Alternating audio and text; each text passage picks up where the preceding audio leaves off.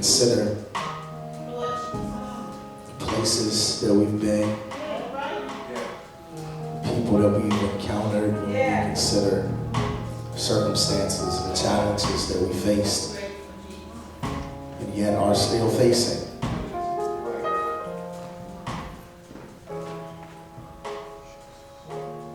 God, we're just grateful. Yes, Lord. Yes, Lord. Yes. So how much more that we can say besides thank you, God, for keeping us.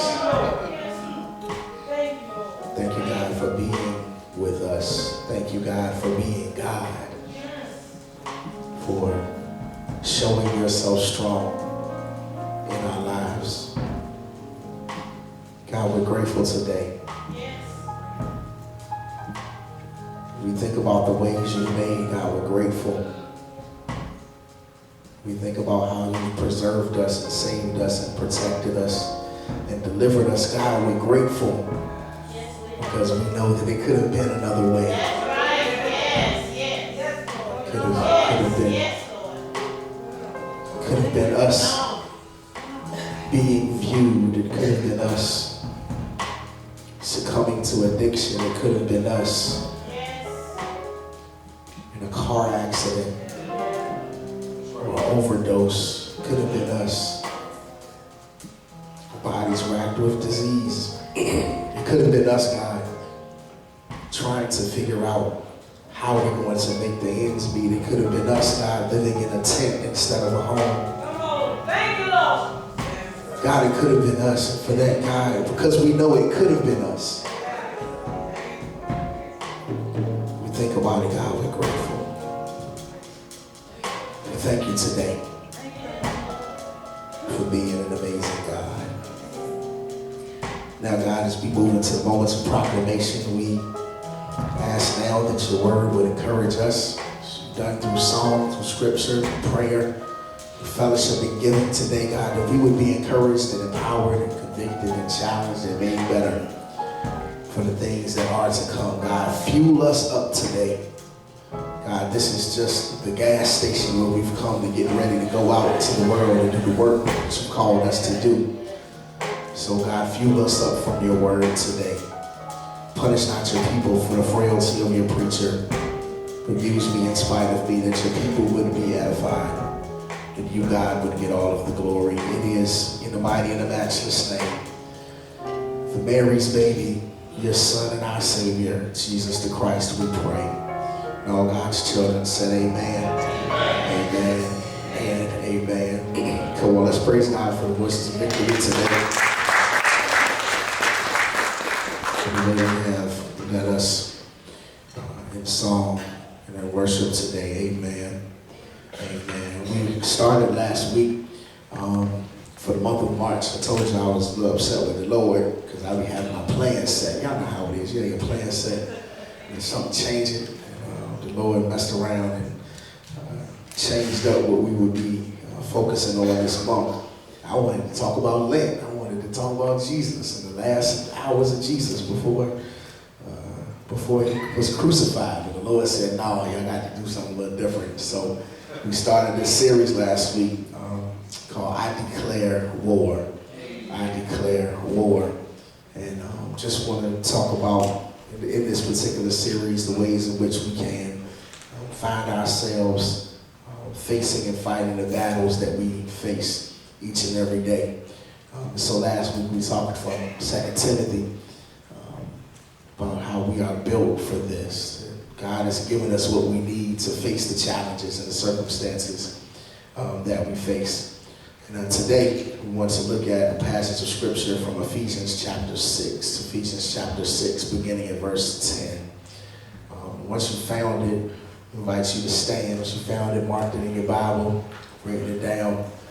Ephesians chapter 6, we'll begin at verse 10 from the New International Version.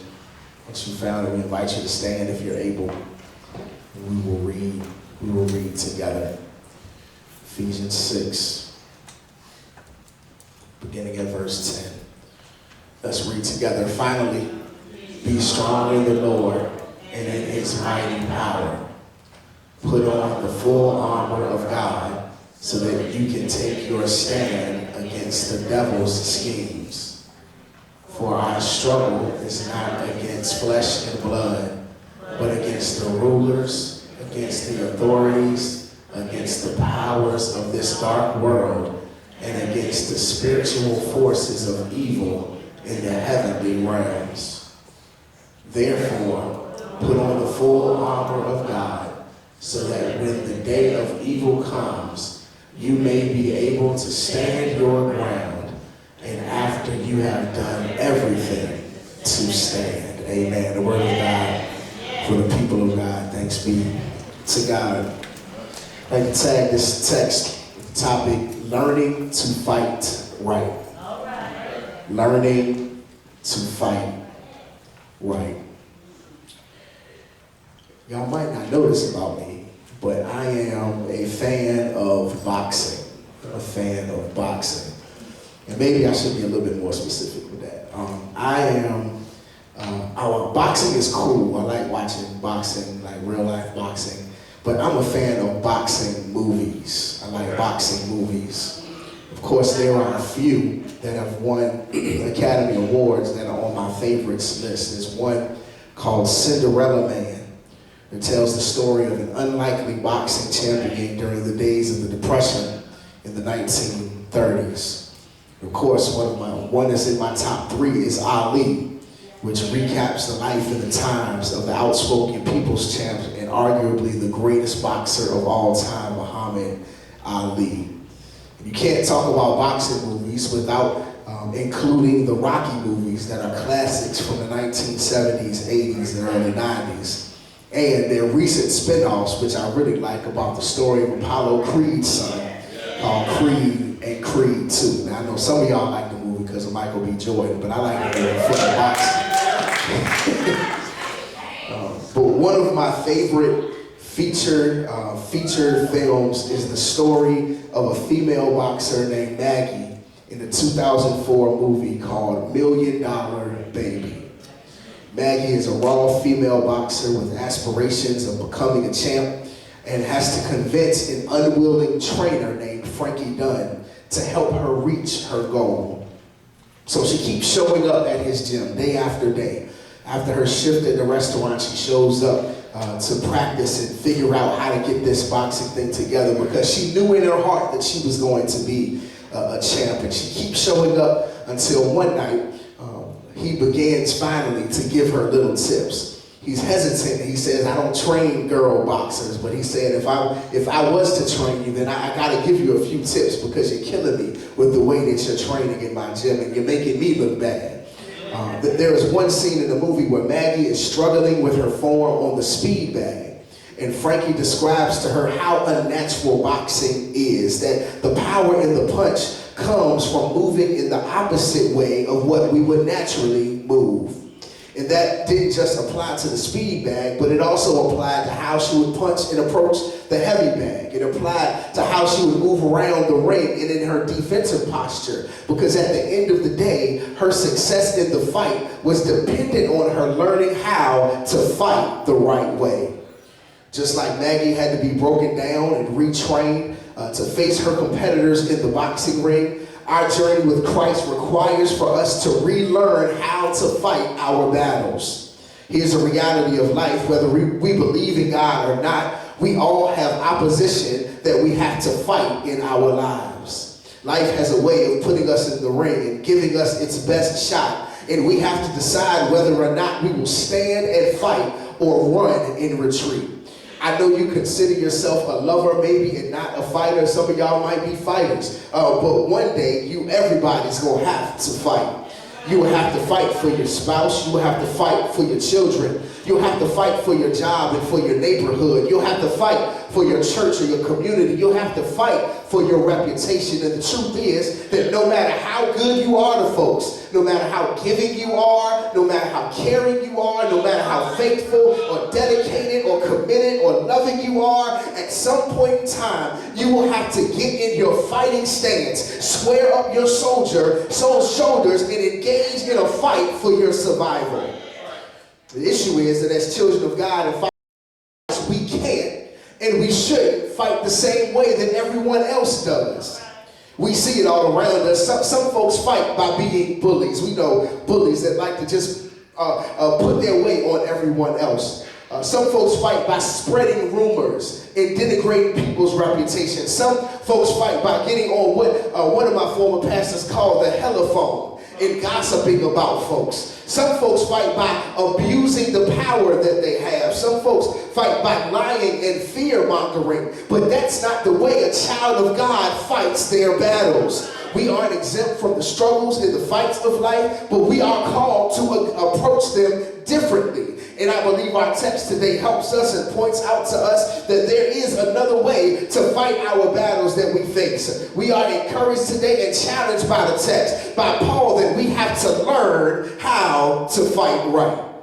Paul's letter to the church in Ephesus was designed to encourage a ragtag band of believers in their journey of faith. These believers found themselves in the minority of society and facing all kinds of obstacles to living out their proclamation of faith in Jesus Christ. Like many of the faith communities that formed in the Gentile port cities where Paul traveled, the church at Ephesus faced immense pressure and persecution on all sides. Their families and their employers, the religious leaders, and the general society was hostile to their new way of life.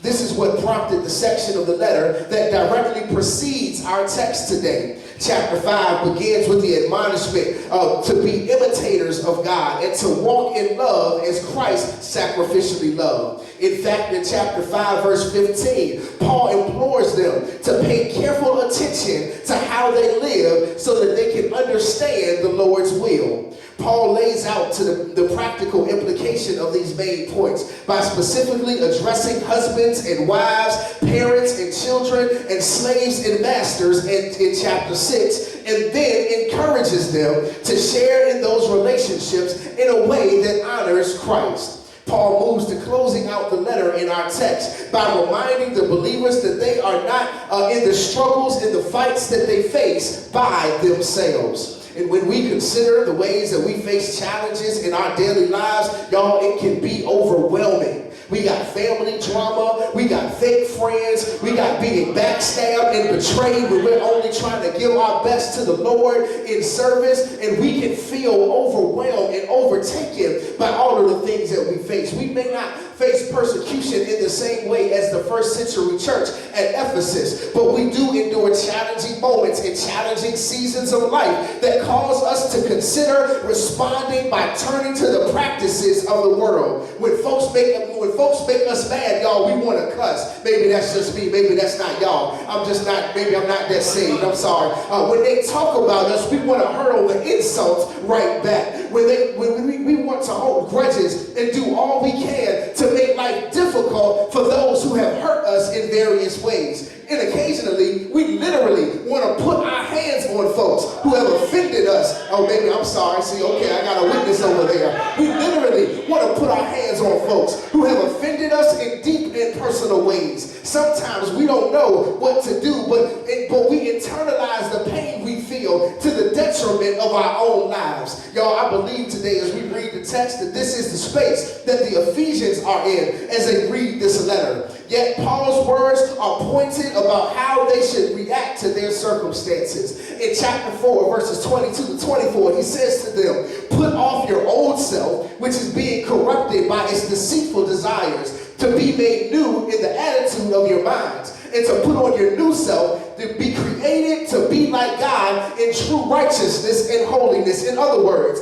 because of the confession of our faith and the proclamation of our new life in Christ, we have to discover a new approach to handling the moments of offense, a new approach to handling the hurt, to handling the anger, and to handling the pain. Not handling these moments in the right way can give the enemy a testimony against the God that we serve and love. And we know that the moment we mismanage these moments, the enemy will have someone waiting to call us out. Look, I thought you went to church, but you out here cussing up a storm. You supposed to be a child of God, but you out here gossiping and talking. But I I can't believe you put your hands on them like that. I thought you were supposed to be saved. We can kill our testimony and our witness to the power of God by trying to handle these moments that in ways that are contrary to the way of the Lord. This is why this morning we have to learn how to fight right. It may be hard, it's going to be challenging, but we have to put aside the way we want to handle the thing for the way that God requires us to handle them. And Paul helps us today by showing us how to fight right. What does Paul teach us? What does Paul tell us today about fighting right? First, if we're going to fight right, it requires that we understand the source of our strength. If we're going to fight right, it requires that we understand the source of our strength. In verse 10, Paul begins his encouragement in the closing section of this letter by telling the believers at Ephesus to be strong in the Lord and in the power of his might. Paul recognizes and highlights for the reader that a major factor in facing the challenges that life brings, particularly when it comes to living an authentic Christian life, is doing it out of the power of the Lord. The ability to do everything Paul has listed throughout this letter is rooted in our understanding that our power isn't enough, but that our strength to stand and fight comes from the Lord. Now, if we were to read this as it is written in the original language, it would point us to the fact that we are to be made strong or we are strengthened by. This is a recognition that our strength comes from a source that is outside of ourselves. In most homes and buildings, the electrical current is controlled through an electrical panel or a breaker box. That means that when there is a need to get the power to a structure on or off, it can be done from the inside of the home. However, if there is a power outage in the area due to a storm or another issue, the breaker box that is on the inside of the house is rendered useless because it is not the source of the power. It just controls the load of the electricity once the power is in that building. The source of the electrical power that we receive is created and distributed from a power plant that is somewhere on the outside of our homes and is powerful enough not just to provide electricity to our house, but to all the homes in our neighborhood. And listen, all too often when we are facing attacks on our lives, we lean too much on our own strength to fight. We go to our own breaker box trying to turn stuff on and off, trying to fix it and make it right, not realizing that we're not strong enough, we're not smart enough, we're not savvy enough to handle the adversarial circumstances that we face when we're left to our own devices. That's why Paul says it like this: be strong in the Lord and in his mighty power. Y'all check the text. Be strong in the Lord and in his mighty power. Y'all know the word "in" is a preposition that designates location. In other words, our strength to fight and endure isn't found in us, it's found in the Lord. Paul tells us where our strength is located, and we have to ask ourselves this morning, where do we live? How do we live? Do we live in a way like our strength is located in ourselves, or do we live in a way that says that our strength is located in the Lord? Too many of us are finding our power in our relationships, finding it in our bank accounts, finding it in our intellect, finding it in our good looks. But all of that stuff is fleeting. All of that stuff doesn't last. The relationship might end tomorrow. The money could run out next week. You could lose your mind next month. Your good looks gonna fade over time. But at the end of the day, we have to realize that we have to start living like our power is found in the God of all creation, because God is the power plant. God is the one that powered the creation of the world, and God can power us to get through our circumstances well. So regardless of the enemy we face, regardless of the challenge that's before us, we can't just quote that our strength is found in the Lord. We got to learn to live like our strength is in the Lord. We have to be strong in the Lord and in the Lord's power, because our power is limited and God's power is endless. Our power will run out, but God's power is unlimited. Our power is dependent on something else, but God's power is the source. And if we're going to learn how to fight right, we got to make sure that we're plugged in to an eternal and everlasting, never-ending source of power. And we do that when we pray, when we get down on our knees and talk to God about what's going on. We do that when we read the word, and we do that when we allow the Spirit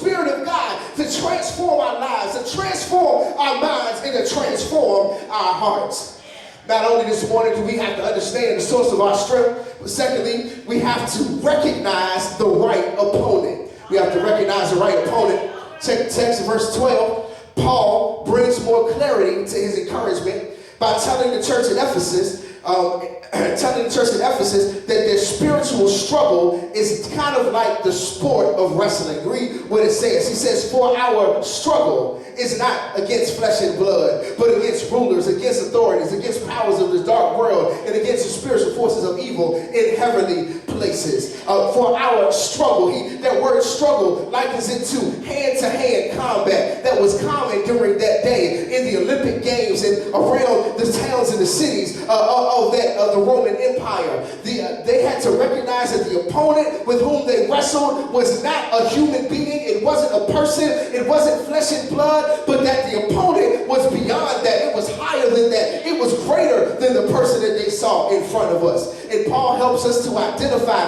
our opponent today as he says that we wrestle not against flesh and blood. That's right, beloved. Contrary to what you want to believe, the enemy that we are fighting is not one that we can put our hands on. Your bad boss isn't the problem. Your uncooperative spouse isn't the issue. Your fake friend isn't the problem. The truth is that we spend way too much time and way too much energy fighting the wrong opponent. We think people are the problem when really they are just a distraction to our focus and diverting our energy away from the real opponent. In fact, we ought to recognize that everyone that we encounter is facing a struggle that we know nothing about, and that at the end of the day, we are all battling an enemy that is beyond what we can see.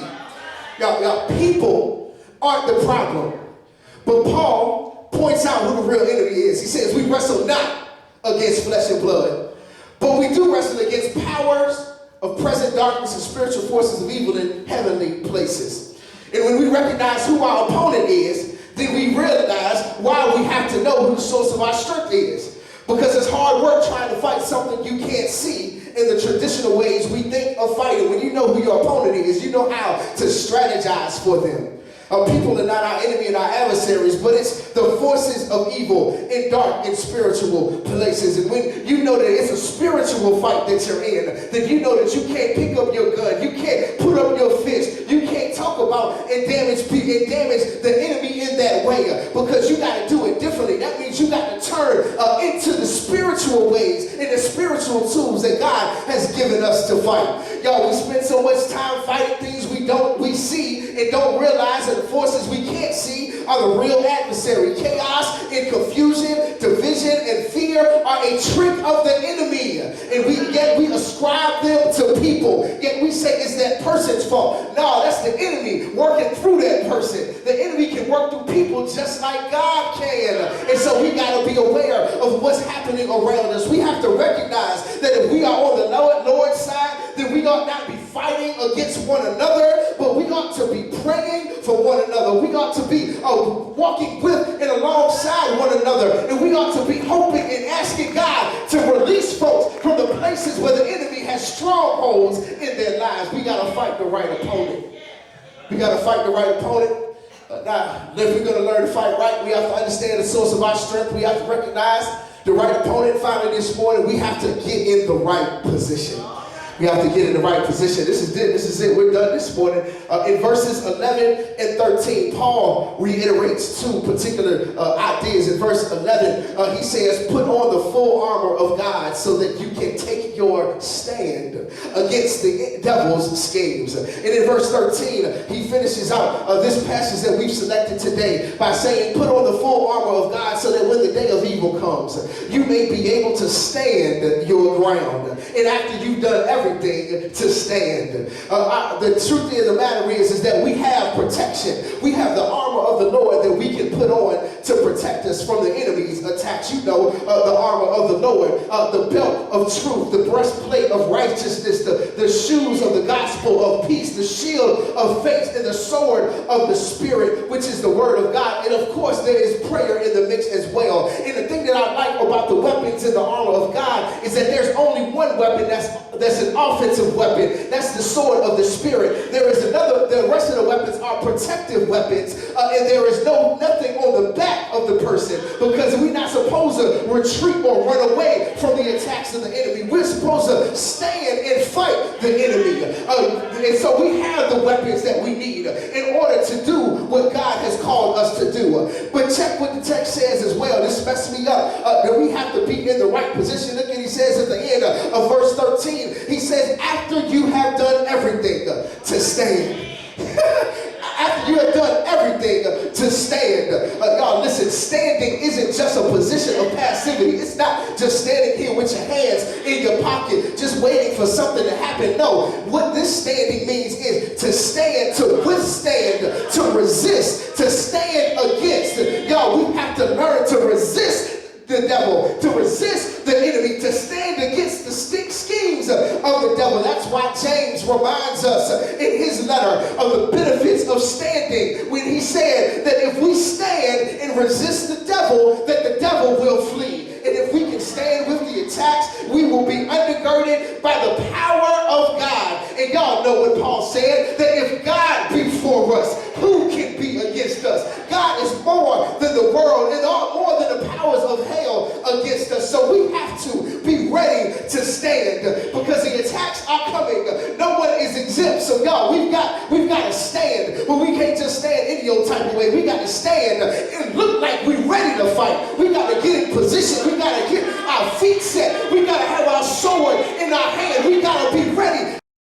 We got to square up our soldiers so that we are ready to attack when the enemy comes against us. And the reality for us is this morning that we won't be exempt from the attacks of the enemy. We got to learn how to stand, because Jesus wasn't exempt. And if Jesus had to go through it, Lord knows we know we're going to have to go through it too. Jesus wasn't exempt.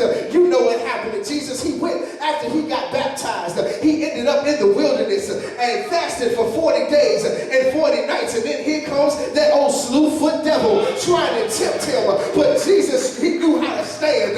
What did he do? He called up the word of God and said, no, you're not going to get me. Man, not going to live by bread alone. You shall not test the Lord your God. I don't need all of these riches, because my Father is rich in houses and land. Jesus knew how to stand. He stood against the religious leaders every time they tried to talk about him for hanging out with people he shouldn't be hanging out with, because they weren't the good folks in society. He stood against them and called them out for their practices and manipulation and doing the things that were wrong to the people. He stood against political leaders. He told Pilate, if my kingdom were of this world, then my servants would fight, but my kingdom is not of this world. You don't have no power to kill me. I lay my life down on my own accord.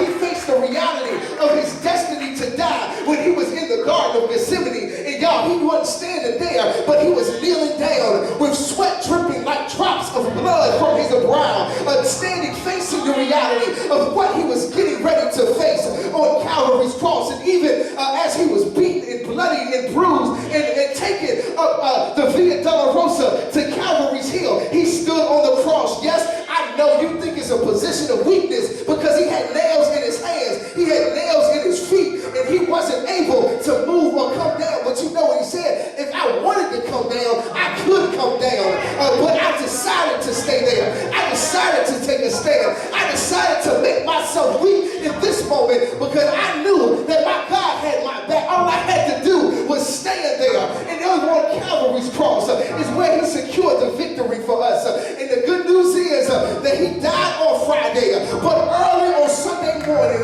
he made one more stand when he stood up with all power in his hand. The resurrected Savior, yes, with nail-scarred hands, but he stood and he had all power. And so because he secured for us the victory, now we got the power to stand. We just got to learn how to fight. We got to get in our fighting stance. Now, our fighting stance don't look like this. Our fighting stance is on our knees praying. Our fighting stance is turning down our plate and fasting. Our fighting stance is putting our face in the Word of God and taking in what the Lord is giving to us. Our fighting stance is living by God's way and living by God's will. Our fighting stance is living by truth and living by holiness. Our fighting stance is running with the message that God so loved the world that he gave his only begotten Son, that whosoever believes in him, he will not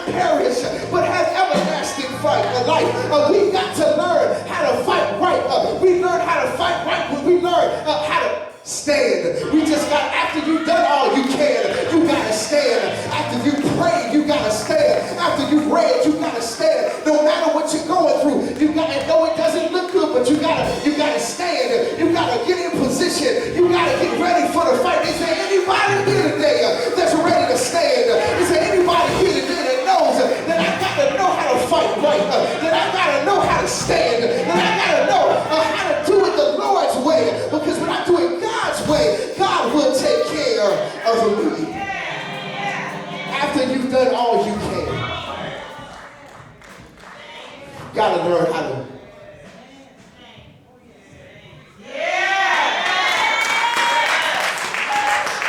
square up and get ready. The attacks are coming. They're happening right now. But you better get ready. You better get in position. You better understand who the source of your strength is. You better understand that it ain't that person that you fighting. Something bigger, something higher, something more powerful. You